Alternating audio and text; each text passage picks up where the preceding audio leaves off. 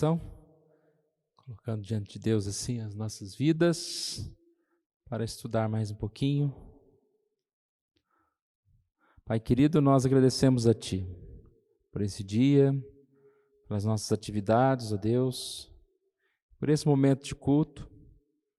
O Senhor Deus nos deu a oportunidade, ó Deus, de separar para estudar a Tua palavra, para cantar louvores ao Senhor. Seja abençoando, ó Pai, cada um dos irmãos que está aqui, abençoando as nossas vidas, que possamos aprender um pouquinho mais nessa noite, ó Deus. Relembrar também muitas coisas que nós já conhecemos. Que o Senhor Deus esteja abençoando também aqueles que ouvirem ou estiverem ouvindo, assistindo pela internet nesse momento. Cuidando também destas vidas, dando esse desejo, ó Deus, de estudar, também de estar participando da igreja, do estudo bíblico e assim aprendendo com o Senhor, Deus. Nós oramos em nome de Jesus. Amém.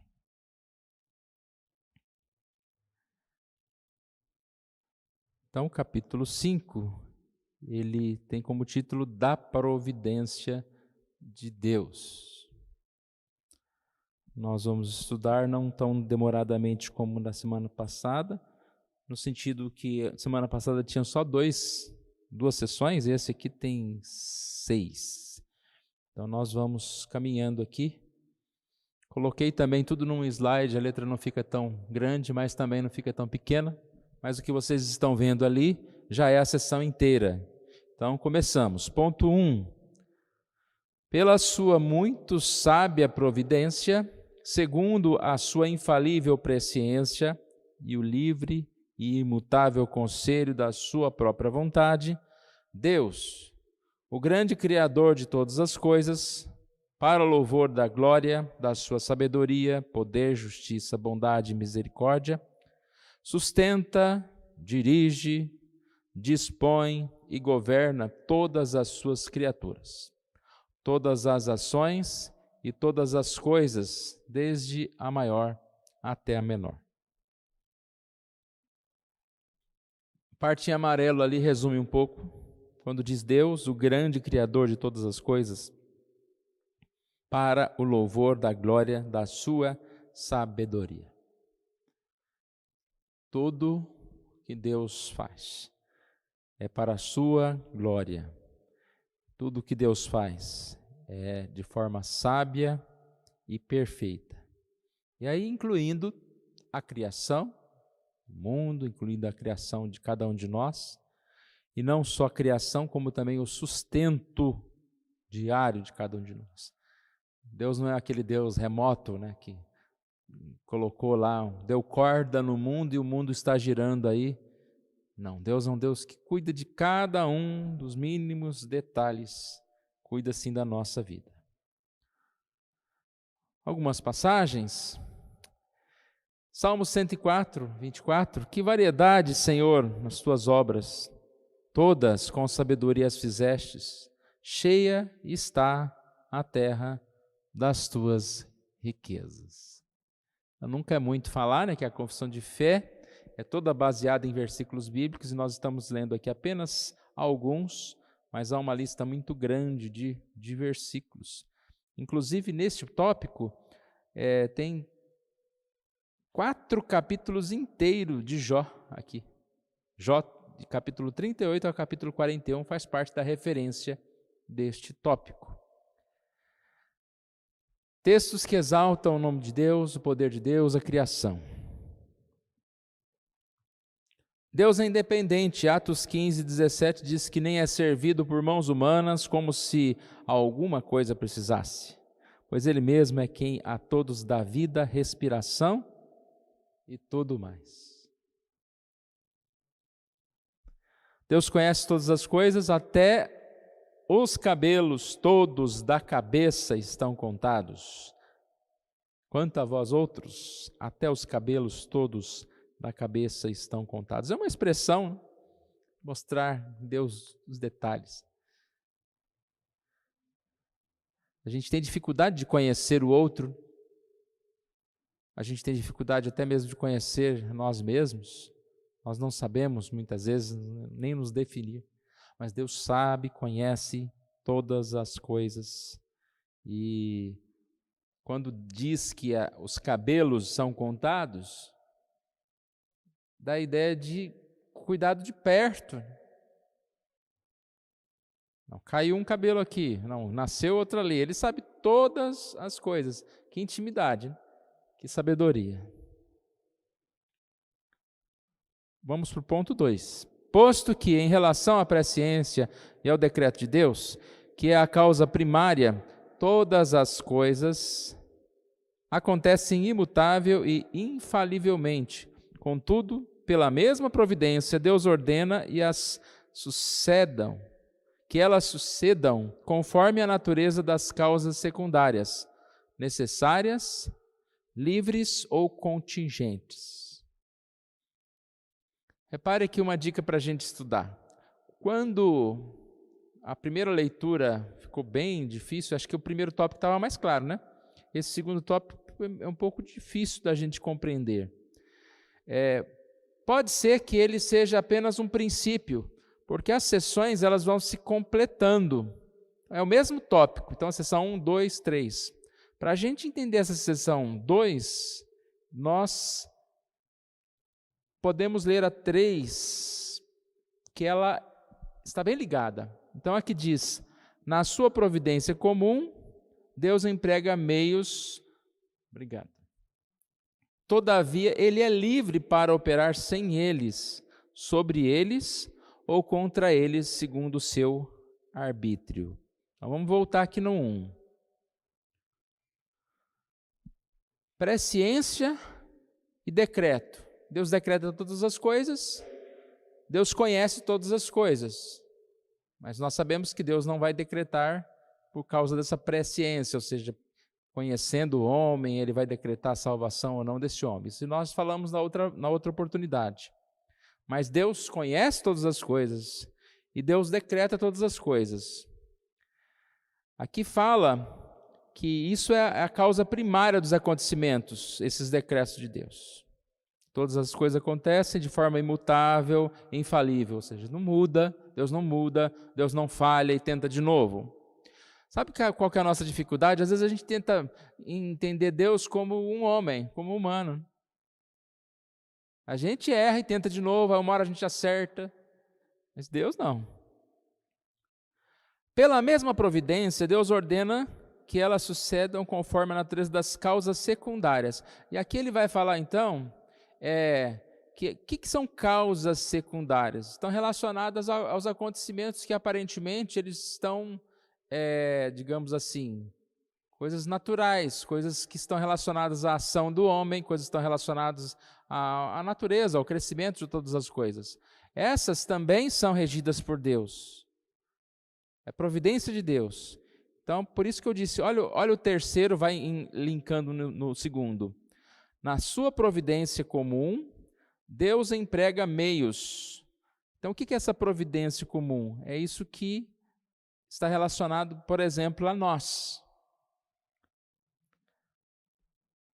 Meios para executar a sua vontade por meio dessa providência comum na nossa vida, dos nossos atos, bons e maus. Mas ele diz o seguinte, ele é livre, Deus não é obrigado para nada, né? Para operar sem eles, sobre eles ou contra eles. Vamos dar o exemplo de Jonas, está bem claro, né? Deus precisava de Jonas? Não, Deus é livre, mas ele quis que Jonas fosse. Mas Jonas não queria ir, mas foi contra, ou seja, contra eles, contra a ação de alguém. Deus faz com que nós estejamos indo conforme a sua vontade. E assim Deus cuida destas coisas. Vamos ler aqui os textos que vai ficar um pouquinho mais claro. Atos 2, 23 diz, sendo este entregue pelo determinado desígnio e presciência de Deus, vós o matastes crucificando-o por mãos de iníquos. Então, decreto de Deus, desígnio, presciência de Deus. Ele está falando de alguém que matou Jesus, mas que fazia parte do propósito de Deus. Gênesis 8, 22. Enquanto durar a terra, não deixará de haver sementeira e ceifa, frio e calor, verão e inverno, dia e noite.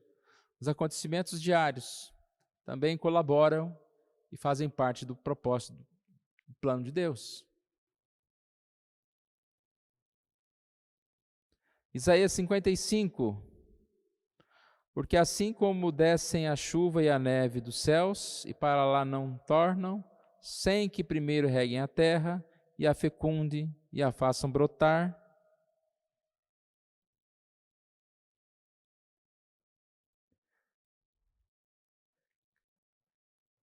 para dar semente ao semeador e pão ao que come, assim será a palavra que sair da minha boca. Não voltará vazia, mas fará o que me apraz e prosperará naquilo que designei. Então, tudo está assim determinado por Deus. Os acontecimentos, tanto a questão da natureza, mas aqui ele fala a respeito desse cuidado de Deus, da vontade de Deus, conforme lhe apraz. Ponto 4. A onipotência, a sabedoria inescrutável e a infinita bondade de Deus, de tal maneira se manifestam na sua providência, que esta se estende até a primeira queda e a todos os outros pecados dos anjos e dos homens. E isso não por uma mera permissão, mas por uma permissão tal que, para os seus próprios e santos desígnios, sábia e poderosamente os limita e regula e governa de uma múltipla dispensação. Mas essa permissão é tal que a pecaminosidade destas transgressões procede tão somente da criatura e não de Deus, que sendo santíssimo e justíssimo, não pode ser o autor do pecado, nem pode aprová-lo. Que aqui ele está tratando de uma dificuldade nossa de entender. Nós falamos há pouco que aqueles que mataram Jesus, eles faziam parte do plano de Deus. Então Deus estava agindo para fazer o mal? Que essa é a questão. E aí que é difícil a gente compreender como Deus, diante do seu propósito, até ordena e coordena as coisas que vão acontecer para que seja o seu propósito, sem que ele estivesse assim agindo de forma má. E na nossa cabeça fica difícil compreender isso. Mas é certo que nós entendemos que aqui ela é chamada de permissão. Permissão. Na verdade, o homem quer fazer o mal. E Deus permite porque esse mal vai redundar em bem. A gente vai chegar lá em José. Quem que queria fazer mal? Deus queria fazer mal contra José? Não. Mas Deus permitiu que aquele mal fosse feito, porque ele dentro do seu plano, propósito, ele ia usar aquilo para o bem do próprio José e de todos. Ou seja, há uma providência nessa permissão de todas as coisas, até mesmo da queda, até mesmo da maldade humana.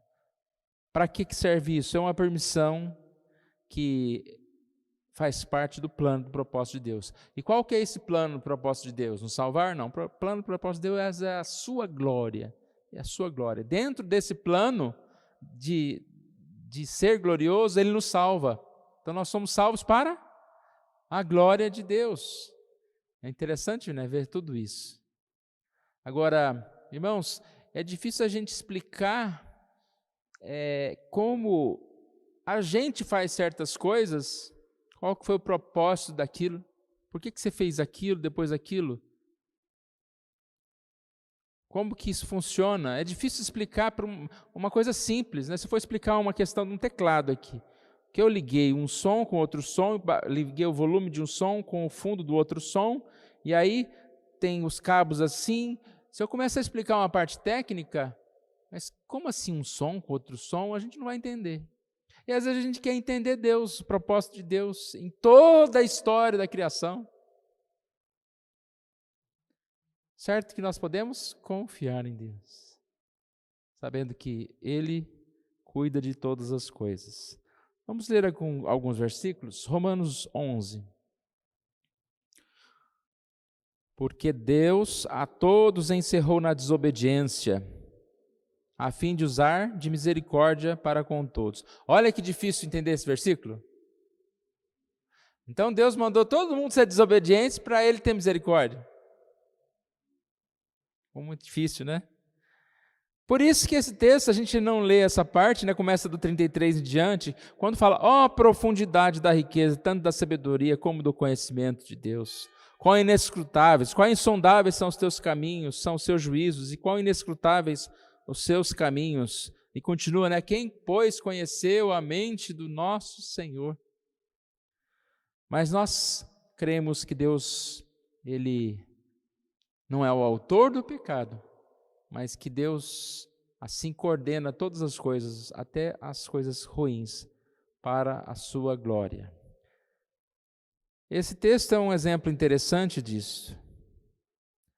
2 Samuel 24:1 diz, tornou a ira do Senhor a acender-se contra os israelitas, e ele incitou a Davi contra eles, dizendo, vai, levanta o censo de Israel e de Judá. A mesma passagem em 1 Crônicas 21 diz, então Satanás se levantou contra Israel e incitou a Davi a levantar o censo de Israel. E aí a pergunta, foi a ira do Senhor ou foi Satanás que se levantou contra Israel e incitou a Davi a fazer o censo? Lembra dessa história, né, irmãos? O censo representava desconfiança, porque contar o censo, além da desconfiança, representava que você queria, digamos, aparecer, né? Nós temos tantos cavaleiros, nós temos tanta força. E era algo que desagradou o Senhor. Mas isso foi possível, isso aconteceu, porque Deus, a partir desse caso, se levantou contra o povo.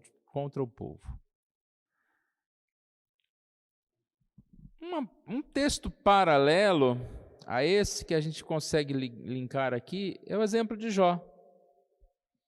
Quem que intentou contra a vida de Jó? Foi Satanás, né? Jó, ele só é bonzinho assim, porque tem tudo.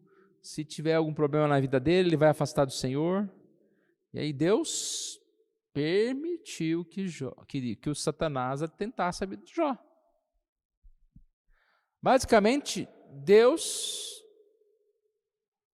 se Ele não quer, não acontece. Pode vir, ainda que um exército se acampe contra mim, não vai ter dificuldade. Não serei destruído. Deus está cuidando de todas as coisas. Aqui tem o exemplo de José. Quando lá em Gênesis 50:20, ele diz, vós, na verdade, intentaste mal contra mim, porém Deus tornou em bem para fazer como vedes agora, que se conserve muita gente em vida. Deus, na sua providência, nosso tema de hoje é providência de Deus. Sua providência não é o autor do pecado, mas é aquele que permite e aquele que está à frente de todas as coisas. Tiago 1 diz, ninguém ao ser tentado, diga sou tentado por Deus, porque Deus não pode ser tentado pelo mal, Deus não faz o mal, né? Ele mesmo não tenta ninguém. Ao contrário, cada um é tentado pela sua própria cobiça. Somos tentados pela nossa cobiça, pelo inimigo. Versículo 17 completa. Toda boa dádiva e todo dom perfeito são lá do alto, descendo do Pai das luzes, em quem não pode existir variação ou sombra de mudança.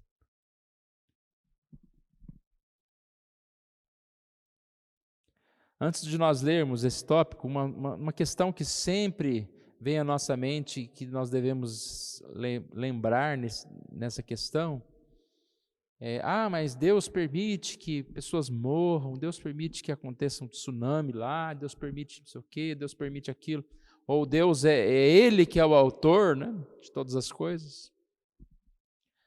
Sempre a gente lembra, não, quem que pecou foi o homem. Embora estivesse dentro desse plano inteiro da história, mas a maldade é humana. A maldade não é de Deus.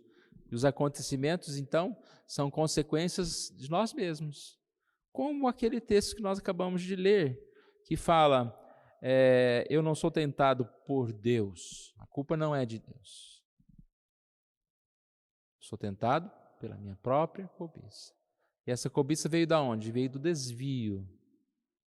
A nossa mente já não mais funcionou mais perfeitamente. E somos atraídos por aquilo que desagrada a Deus. Então, tudo isso está relacionado à questão, né, de Deus permitir do pecado e da queda. Essa questão de você tentar arrumar culpado para as coisas é interessante. Quantas vezes na sua casa não aconteceu você falar, o marido falar para a mulher, a culpa é sua, porque se você não tivesse acendido a luz, aí você pode facilmente linkar a culpa do outro, não é? Sempre. É culpa sua. O menino desobedeceu, é culpa sua.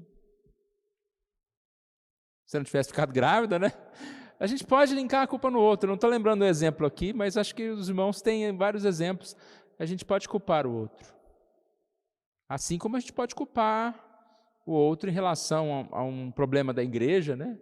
A culpa é do fulano de tal. Porque é uma engrenagem e uma parte está ligada à outra. E aí, nesse tópico, onde eu quero chegar? É fácil culpar a Deus de tudo. Então, pronto, se Deus não tivesse criado Adão e Eva, não tinha nada disso, não tinha problema. Por que Deus criou? Para a sua glória. E um dia nós vamos ter maior conhecimento. O fato é que, porque a gente não conhece, porque a gente não entende, a gente não pode negar. A Bíblia fala que Deus tem o seu propósito eterno, tem o seu poder, né? Não podemos negar porque não conhecemos. Mas vamos lá então. Ponto 5. O muito sábio e justo gracioso Deus muitas vezes deixa por algum tempo seus filhos entregues a muitas tentações e à corrupção dos seus próprios corações para castigá-los por seus pecados anteriores ou fazer-lhes conhecer o poder oculto da corrupção e dolo dos seus corações, a fim de que eles sejam humilhados, para animá-los a dependerem mais íntima e constantemente do apoio dele e torná-los mais vigilantes contra todas as futuras ocasiões de pecar, por vários outros fins justos e santos. Eu li esse tópico em uma pregação domingo à noite, não vou lembrar agora quando foi, então talvez os irmãos também não lembrem. Não sei se foi na época que a gente estava falando a respeito do Espírito Santo, né, do avivamento, acredito que foi. Esse tópico ele é muito curioso, quando ele fala a respeito do cristão, do crente, que por certos momentos ele peca. Então aqui não está falando do não crente, mas está falando do crente. E dá alguns dados aqui importantes. Por que isso acontece?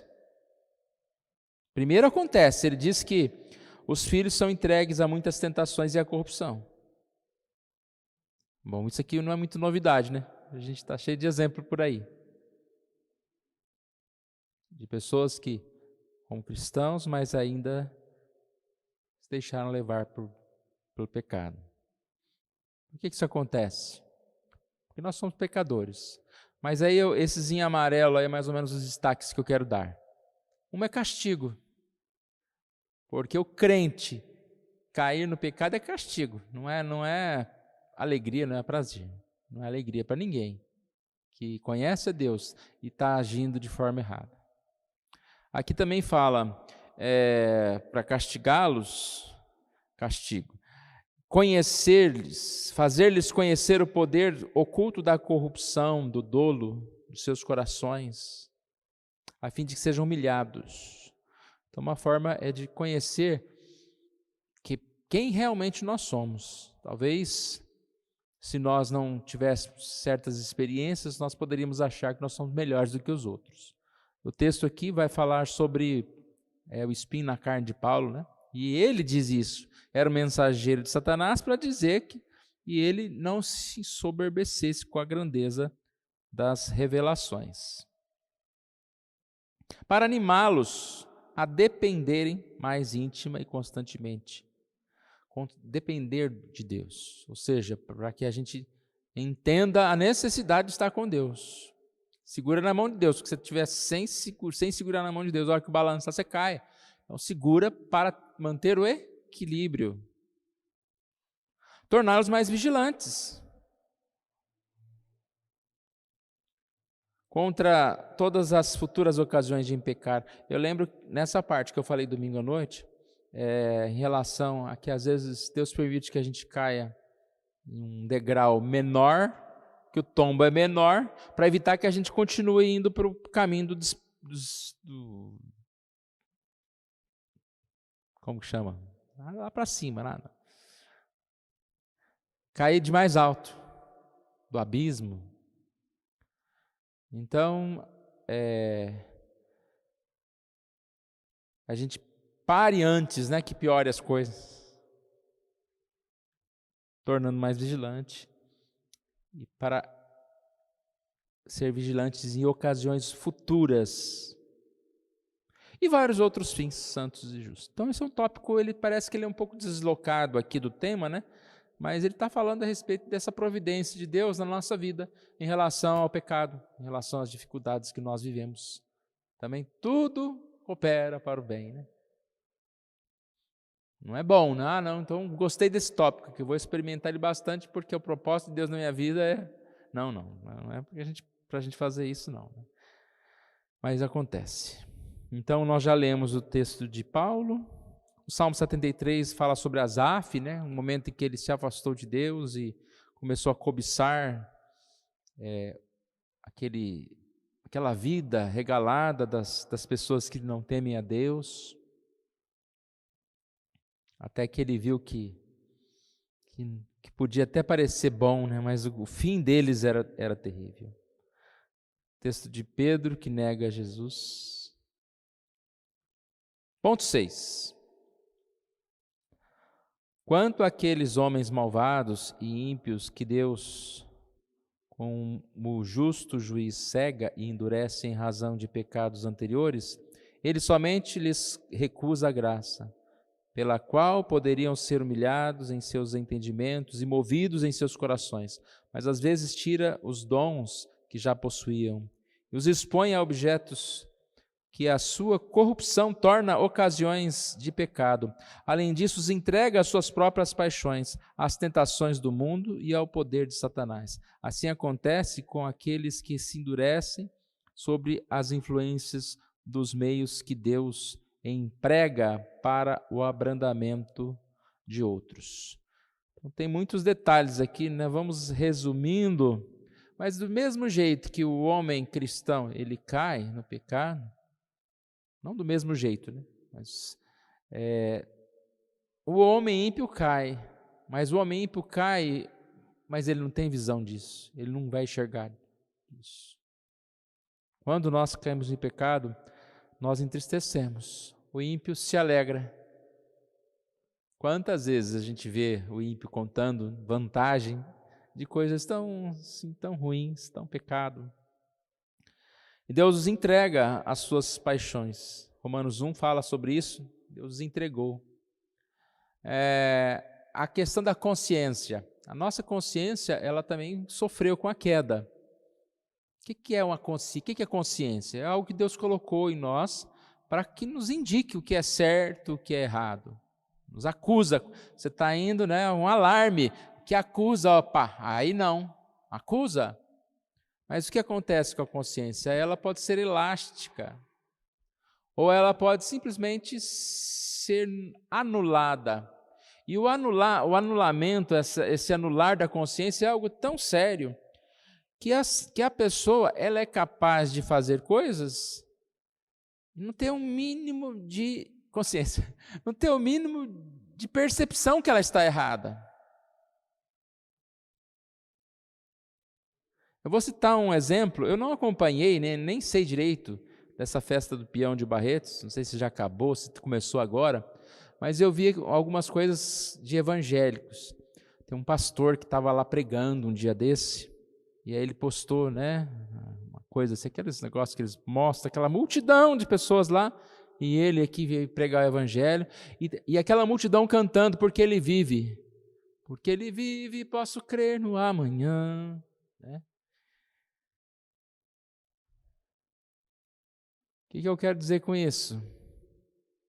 A consciência é tão cauterizada que aquela multidão, após cantar o porquê ele vive, estou com Deus, me arrependo, eu não sei o contexto, eu só vi esse pedacinho mesmo. Entra um outro lá, um cantor qualquer, falando e cantando todo tipo de maldade, de maledicência, e eles vão entrar na mesma onda. Aqueles que estavam chorando para Deus vão estar falando lá não sei o que lá, né? Aquelas músicas que existem. E aí, o que eles estão fazendo lá? Muitos já estão embriagados, outros estão se embriagando enquanto cantam porque ele vive, posso crer numa manhã. Um lugar de prostituição, um lugar de drogas, um lugar de... Então, eu não estou criticando o pastor ou alguma música evangélica que foi cantada lá. Não, de uma forma alguma. E eu creio que até algumas pessoas que estão lá podem ser tocadas por essa mensagem e assim possam, sim, ver que estão erradas e não continuar cantando as outras músicas. E quando entrar lá um momento de uma outra reza lá, eles falam, não, meu Deus não é esse Deus dessa reza.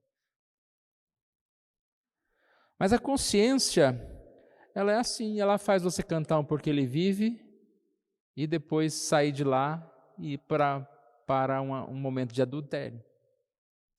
E aqui nós estamos falando do ímpio, mas infelizmente, como o tópico anterior falou, alguns cristãos podem por algum tempo caírem da sua consciência, né, e cometerem pecados. Deu para entender, né? Falando do ímpio, Deuteronômio 29:4 diz, porém o Senhor não vos deu coração para entender, nem olhos para ver, nem ouvidos para ouvir, até o dia de hoje. O exemplo de Faraó, né? Deus endureceu o coração de Faraó.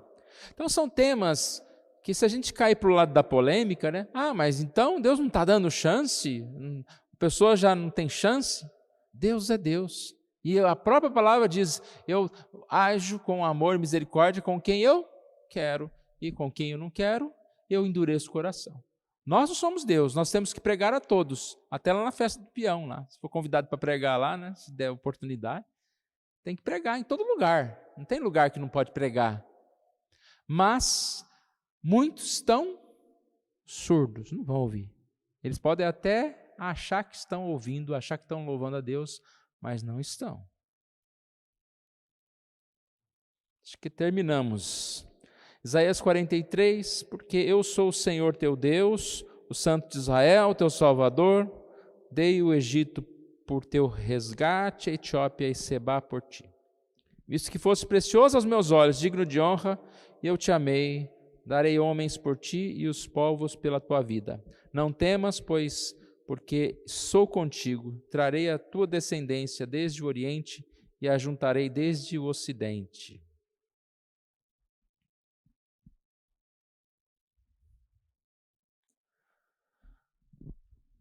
Acredito que esse texto final é uma conclusão para nós, né? Estamos falando da providência de Deus. Ele diz, eu sou o teu Deus.